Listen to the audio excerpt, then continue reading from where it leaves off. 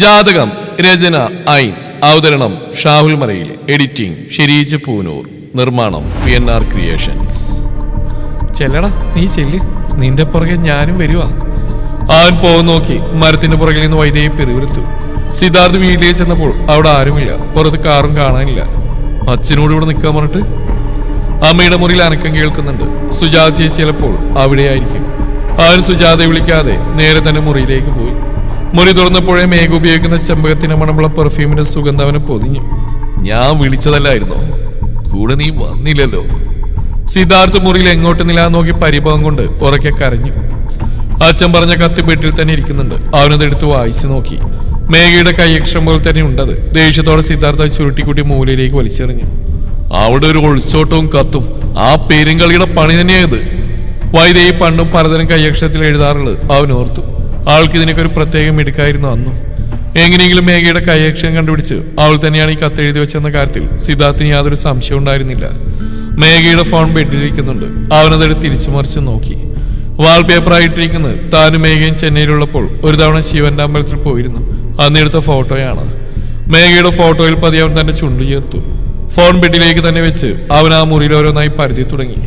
എന്തോന്ന് അവിടെ ഉണ്ടെന്ന് അവന്റെ മനസ്സ് പറയുന്നുണ്ടായിരുന്നു. മേഘയുടെ ഹാൻഡ് ബാഗ് ആംഗറിൽ കൊളുത്തിയിട്ടിരിക്കുന്നു. എന്തോ ഒരു ഉൾപ്രേരണയിൽ അവനത് എടുത്ത് തുറന്നു. അവളുടെ എന്തൊക്കെയോ കുഞ്ഞു കുഞ്ഞു സാധനങ്ങൾ കൂട്ടത്തിൽ ചുവന്നിറത്തിയുള്ള ഒരു ബോക്സ് ഇരിക്കുന്നത് കണ്ടു.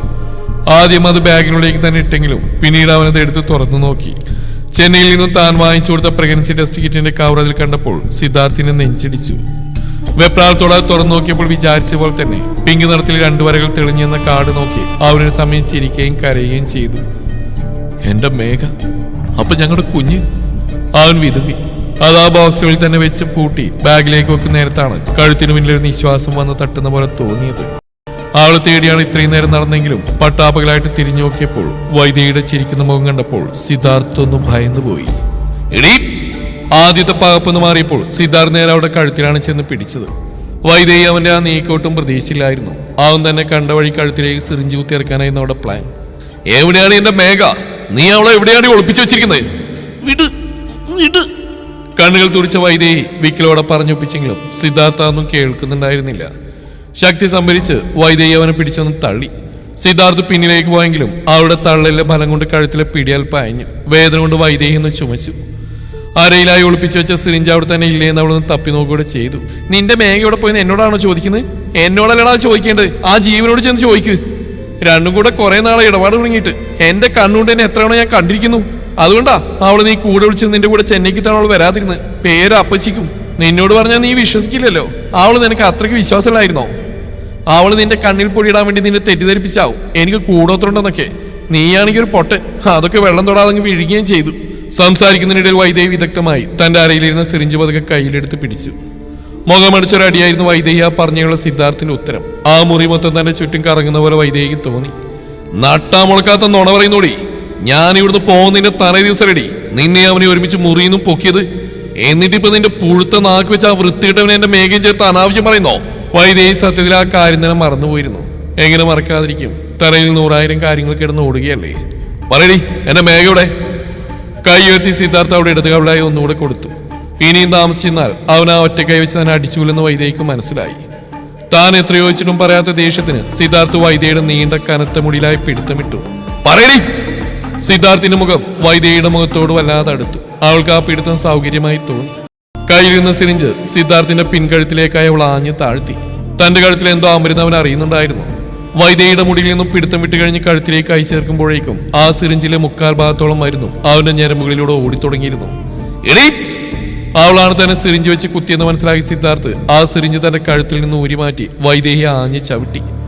അടിവയറ് പൊത്തിപ്പിടിച്ച് വൈദേഹി നിലത്തേക്ക് കുഴഞ്ഞു വീഴുമ്പോഴേക്കും ഉറക്കെ പൊട്ടിച്ചിരിക്കുന്നുണ്ടായിരുന്നു അവൾ. എന്താണ് നീ എന്നെ ചെയ്ത്? അത് ചോദിക്കുമ്പോൾ അവന്റെ കണ്ണുകൾ ചുവന്ന് നിറഞ്ഞൊഴുകയും ശരീരം വിയർക്കുകയും കുഴഞ്ഞു പോവുകയും ചെയ്യുന്നുണ്ടായിരുന്നു. നീ തീർന്നടാ, നീ തീർന്നു.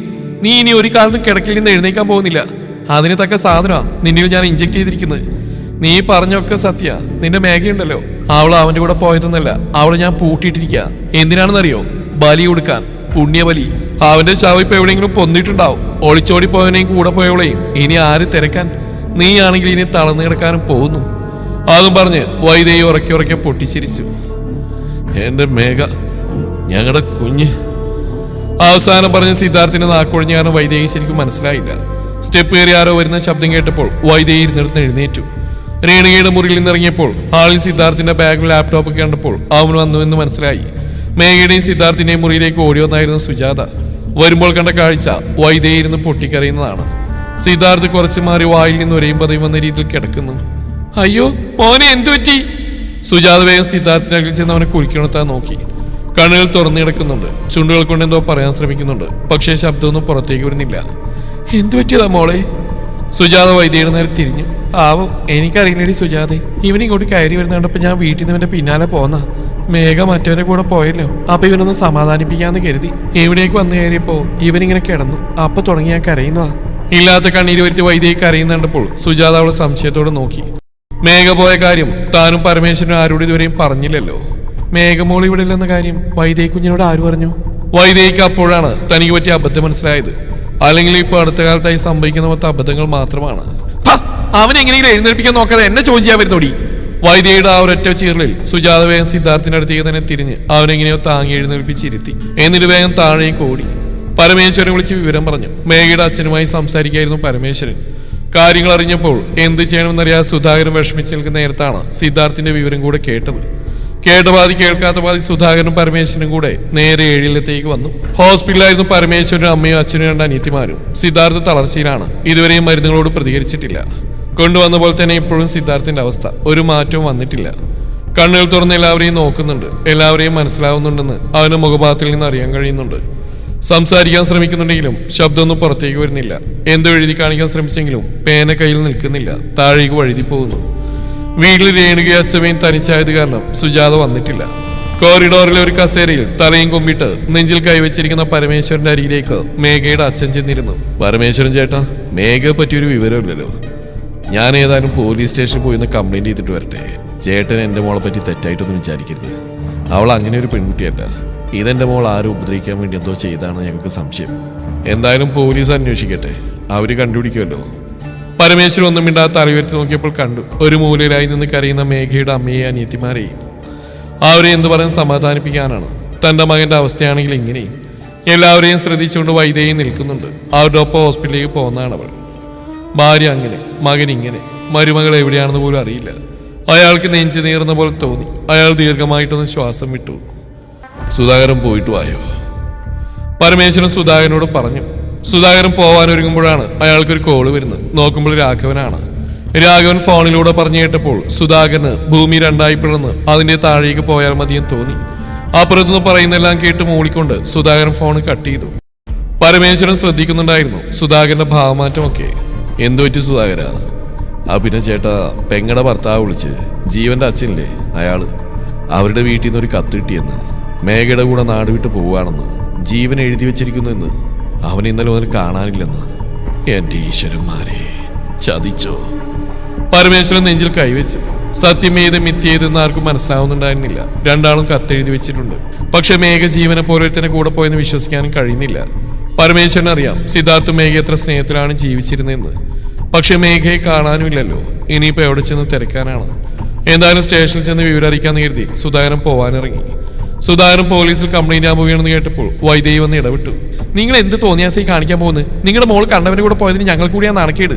നിങ്ങൾ പോലീസിലൊക്കെ അറിയിച്ച് ഇനി അറിയാത്തവർ കൂടി അറിയിക്കാൻ നിൽക്കല്ലേ? പോയവള് പോയി, ഇനി അവളെ ഞങ്ങൾക്ക് സിദ്ധുവിനും വേണ്ട. ഞങ്ങൾ ആരോട് അന്വേഷിക്കാനും പോകുന്നില്ല. അവളെ എവിടെയെങ്കിലും പോയി ജീവിച്ചോട്ടെ. ഇനി നിങ്ങളായിട്ട് കംപ്ലൈന്റ് കൊടുത്ത് അതിന്റെ പിന്നാലെ നടക്കാൻ നിൽക്കേണ്ട. വൈദേഹി നിന്ന് കത്തുകയാണ്. പരമേശ്വരനൊന്നും മിണ്ടിയില്ല. പക്ഷെ സുധാകരൻ വൈദേഹിയുടെ ആ പറച്ചിൽ അത്ര സുഖകരമായി തോന്നിയില്ല. നിങ്ങൾക്ക് എന്റെ മോളെ വേണ്ടായിരിക്കും, പക്ഷെ അവൾ എന്റെ മോളാ. എനിക്ക് അവളെ അന്വേഷിച്ചേ പറ്റൂ. തന്നെ ധിക്കരിച്ച് സുധാകരൻ പറയുന്ന കേട്ടപ്പോൾ വൈദേഹിയുടെ മുഖം മാറി. നിങ്ങളോട് പറഞ്ഞാൽ മനസ്സിലാവില്ലെന്നുണ്ടോ? കേസ് കൊടുക്കണമെന്ന് പറഞ്ഞാൽ കൊടുക്കേണ്ട, അത്ര തന്നെ. ഇനി ഇവിടെ കിടന്ന് ചുറ്റിയിട്ട് വീട്ടിലേക്ക് പോകാൻ നോക്ക്. ഇനിയിപ്പോ നിങ്ങളുടെ ആരെ ഇവിടെ ഉള്ളു? സിദ്ധുമായിട്ട് നിങ്ങൾക്ക് യാതൊരു ബന്ധവുമില്ല. മോളിൽ കൂടെ ചാടിപ്പോയി. ഇനിയുള്ള പെൺകുട്ടികളെങ്കിലും മര്യാദക്ക് നോക്കി വളർത്തിക്കോ. വൈദേഹി അതും പറഞ്ഞിട്ട് ചുണ്ടുകൊട്ടി ക്രൂരമായി പുഞ്ചിരിച്ചു. സുധാകരൻ അപമാനഭാരം കൊണ്ട് തലതാഴ്ത്തി നിന്നു. പരമേശ്വരൻ ഇതൊന്നും കണ്ട് സഹിക്കുന്നുണ്ടായിരുന്നില്ല. വൈദേഹി, നീ നിന്റെ പാട് നോക്കിപ്പോയെ. നിന്നോട് ആരോട് അഭിപ്രായം ചോദിച്ച്? മേഘമോൾ അങ്ങനെയൊന്നും ചെയ്യില്ലെന്ന് ഞങ്ങൾക്ക് എല്ലാവർക്കും നല്ല ഉറപ്പുണ്ട്. അവിടെ ഭർത്താവ് മാത്രമേ തളർന്നു പോയിട്ടുള്ളൂ. അവിടെ 2 അച്ഛന്മാരും ബാക്കി ബന്ധുക്കളൊക്കെ ഒരു കുഴപ്പമില്ലാതെ നിൽക്കുന്നുണ്ട്. അവിടെ കാര്യങ്ങളൊക്കെ ഞങ്ങൾ നോക്കിക്കോളാം. നീ വല്ലാണ്ട് അഭിപ്രായം പറയാൻ നിൽക്കണ്ട. നിനക്കെന്താ അവിടെ കാര്യം? ഇവിടുത്തെ കാര്യം നോക്കാൻ ഒരാൾ മതി. സുധാകര, പോകുമ്പോ ഗീതയും മക്കളെയും കൂട്ടിക്കൊണ്ടുപോയിക്കോ. അവരിവിടെ നിന്ന് വാശം കേട്ട് എന്തെങ്കിലും ഉണ്ടെങ്കിൽ ഞാൻ അറിയിച്ചോളാം. പരമേശ്വരൻ പറഞ്ഞു കേട്ടപ്പോൾ തന്റെ മുഖത്തിനിട്ടി അടി പോലെയാണ് വൈദേഹിക്ക് തോന്നിയത്. സിദ്ധാർത്ഥിന്റെ കയ്യിൽ നിന്ന് അടിയും ചവിട്ടും കിട്ടിയിട്ട് തീരെ വയ്യ. എന്നിട്ടും പെടാപ്പാട് വിട്ട് ഇവിടെ വന്ന് നിൽക്കുന്നത് ഇവിടുത്തെ കാര്യങ്ങൾ അറിയാനാണ്. അതിനപ്പുറം സുധാകരൻ പോയി കേസ് കൊടുത്താൽ കാര്യങ്ങൾ ആ കുഴി. അവൾ ആലോചിച്ച് നിൽക്കുന്ന കണ്ടപ്പോൾ പരമേശ്വരൻ വീണ്ടും അവിടെ നേരെ തിരിഞ്ഞു. സിദ്ധാർത്ഥ് വിളിച്ചെന്ന് പറഞ്ഞ കാര്യങ്ങൾ അയാളുടെ ഓർമ്മയിലുണ്ടായിരുന്നു. ഇവളെ ചുറ്റിപ്പറ്റി എന്തൊക്കെയോ ദുരൂഹതകളുണ്ടെന്ന് അയാൾക്കും സംശയം തോന്നി തുടങ്ങിയിരുന്നു. വൈദേഹി, ഇനി എന്ത് കാണാൻ നിൽക്കുക? ഇവിടുന്ന് പോയേ. എന്തേലും ഉണ്ടെങ്കിൽ ഞാൻ നിന്നെ അറിയിച്ചോളാം. അല്ലെങ്കിൽ എന്നെ ഇവിടെ ആരും നിൽക്കാൻ പോകുന്നു, നന്ദിയില്ലാത്തവര്. ഓ ആയിക്കോട്ടെ, നന്ദികളെ നീ ഇവിടുന്ന് പോവാൻ നോക്ക്. അതുകൂടി കേട്ടപ്പോൾ വൈദേഹി വെട്ടിത്തിരിഞ്ഞ് അവിടെ നിന്നും പോയി. സുധാകരൻ ഒട്ടും താമസിക്കാതെ പോലീസ് സ്റ്റേഷനിൽ പോയി കംപ്ലൈന്റ് കൊടുത്തു. ജീവൻ ഭാര്യയെ നിയമപരമായിട്ട് ഒഴിവാക്കിയെങ്കിലും മേഘയ്ക്ക് നിയമപരമായിട്ട് നിലവിലൊരു ഭർത്താവുണ്ട്. പോലീസുകാർ പരാതി സ്വീകരിച്ച് അന്വേഷണം ആരംഭിച്ചു. ജീവന് മേഘ എഴുതി വെച്ച കത്തുകൾ അവർ പരിശോധിച്ചു. കൈയക്ഷരത്തിൽ സംശയമൊന്നും ഉണ്ടായിരുന്നില്ല. രണ്ട് അവിടെ പോലെ തന്നെ ഇരിക്കുന്നു. ഈ കേസിൽ വലിയ കാര്യമില്ലെന്ന് പോലീസുകാർക്ക് തോന്നി. ഇപ്പോഴത്തെ കാലല്ലേ, ചെറുക്കനും പെണ്ണ് ഒളിച്ചോടി പോയത് തന്നെയാവുന്ന അവർ ഉറപ്പിച്ചു. എന്നാലും പേരിനൊരു അന്വേഷണവും നടത്തി. കാര്യങ്ങൾ മന്ദഗതിയിലാണ് നീങ്ങുന്നതെന്ന് മനസ്സിലാക്കിയ വൈദേഹി ബലിക്കുള്ള കാര്യങ്ങൾ നീക്കി തുടങ്ങി. മേഘയെ കാണാതായിട്ട് ഒരു രാത്രിയും പകലും കഴിഞ്ഞു. സിദ്ധാർത്ഥ് തളർന്ന് കിടപ്പിലായി. ഒരു പകൽ കഴിയാനായി. വിവരമറിഞ്ഞ് ഹോസ്പിറ്റലിലേക്ക് വന്ന ആവണി വിനീതനോ പലതവണ ട്രൈ ചെയ്തെങ്കിലും അവന് ഫോണിൽ കിട്ടിയില്ല. ജിബിൻ ഭാര്യയുടെ അനിയത്തിയുടെ കല്യാണവുമായി ബന്ധപ്പെട്ട് നാട്ടിലാണ്. പിന്നെ അവിടെ സ്റ്റേഷൻ പരിധിയിലല്ല സിദ്ധാർത്ഥിന്റെ വീട്. എന്നാലും ആ ഒരു വിവരമൊന്ന് അറിയിച്ചു വെക്കാം എന്ന് വിചാരിച്ചിട്ടായിരുന്നു ആവണി വിനീതിനെ വിളിച്ച് നോക്കിയിരുന്നത്. പക്ഷെ കിട്ടുന്നേയില്ല. ഹോസ്പിറ്റലിൽ ഇപ്പോഴും മേഘയുടെ അച്ഛനും അമ്മയും ഉണ്ട്. മകളുടെ അവസ്ഥ അറിയാതെയും ഒരു മകന്റെ അവസ്ഥ കണ്ടിട്ട് ആകെ തകർന്ന മട്ടിൽ നിൽക്കുകയാണ് അവർ.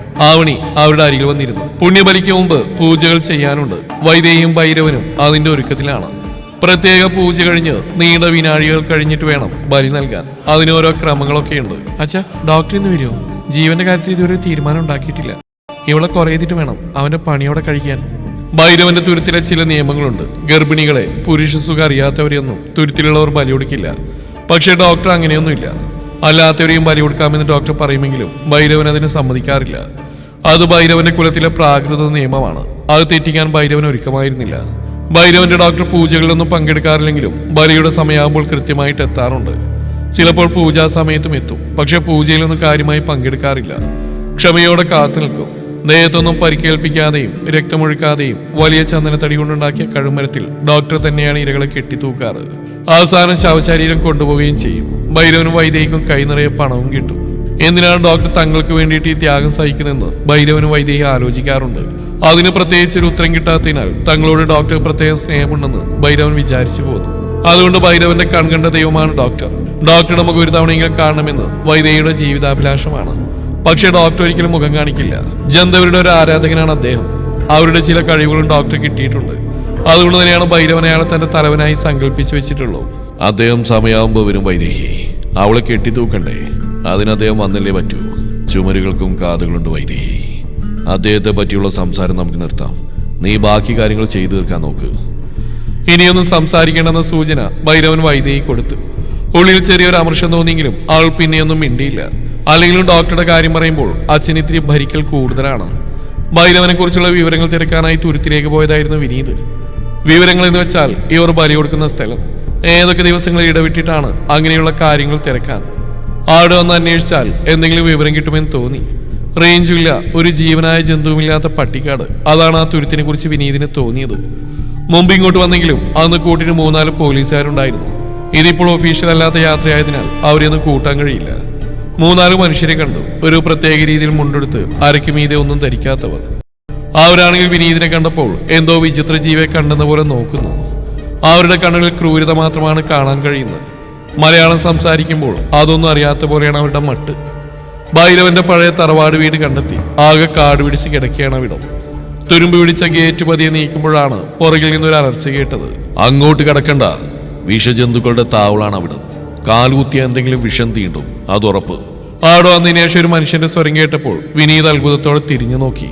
നേരത്തെ കണ്ട ആൾക്കാരെ പോലെ തന്നെ വസ്ത്രം ധരിച്ച ഒരാൾ. പക്ഷേ നോട്ടത്തിന്റെ ക്രൗര്യത്തിന് അല്പം കുറവുള്ള പോലെ. ചേട്ടാ, ഇവിടിപ്പോ ആരുമില്ലേ? അയാൾ അത് കേൾക്കാത്ത പോലെ തിരിഞ്ഞെടുക്കാൻ ശ്രമിച്ചെങ്കിലും വിനീത് അയാളുടെ പുറകെ ഓടിച്ചെന്നു.